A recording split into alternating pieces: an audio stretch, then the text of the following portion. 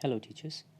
अब म यहाँहरूलाई मोबाइल भर्जन अफ माइक्रोसफ्ट टिम्सबाट असाइनमेन्ट कसरी इस्यु गर्ने भन्ने कुरा देखाउन गइरहेको छु। त्यसका लागि माइक्रोसफ्ट टिम्समा जाने, त्यसपछि यहाँले असाइनमेन्ट्समा जाने, त्यसपछि अन द टप राइट कर्नरमा यहाँ प्लस साइन छ, यसमा क्लिक गर्ने, त्यसपछि यहाँले न्यू असाइनमेन्ट गर्ने।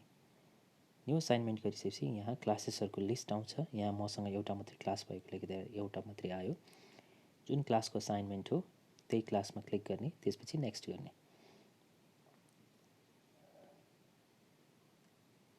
यति गरिसकेपछि यहाँलाई यो पेज आउँछ। यो पेज आएपछि यहाँहरूले टाइटल लेख्ने। टाइटल लेख्दाखेरि जहिले पनि पहिला सुरु आफ्नो क्लास लेख्ने। जस्तो अहिलेको लागि 1 लेखेँ मैले। त्यसपछि यहाँ सब्जेक्ट लेख्ने। यति गरिसकेपछि एड क्याटेगोरीमा जाने।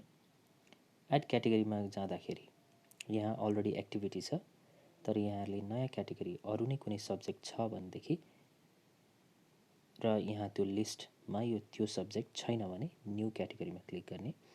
अब म यहाँ अहिलेको लागि एक्टिभिटी 2 भनेर हाल्छु। ACTIVITY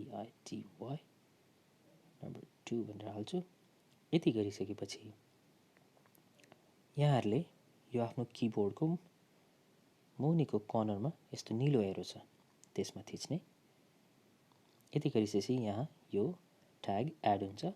आफूले चाहेको इन्स्ट्रक्सन्सहरू यहाँले यहाँ लेख्न सक्नुहुनेछ।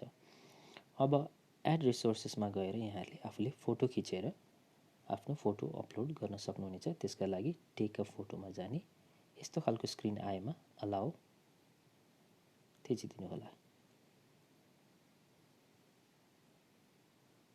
यसरी अलाउ थिचिसकेपछि यो पेजमा यस्तो खालको क्यामेरा अन हुन्छ।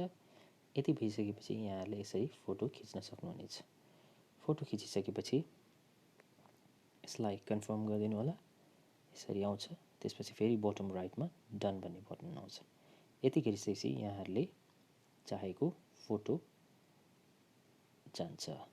अब यहाँ असाइन टु को मुनि एकचोटि फेरि क्लास चेक गर्नु होला। मेरो क्लास 1 हो। क्लास 1 यहाँ अलरेडी छ।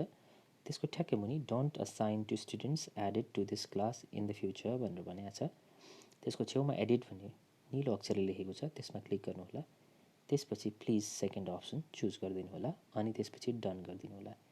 यति गरिसकेपछि यहाँहरूले यो मुनिको असाइन बटनमा थिचेर स्टुडेन्टहरूलाई होमवर्क असाइन गर्न सक्नुहुनेछ।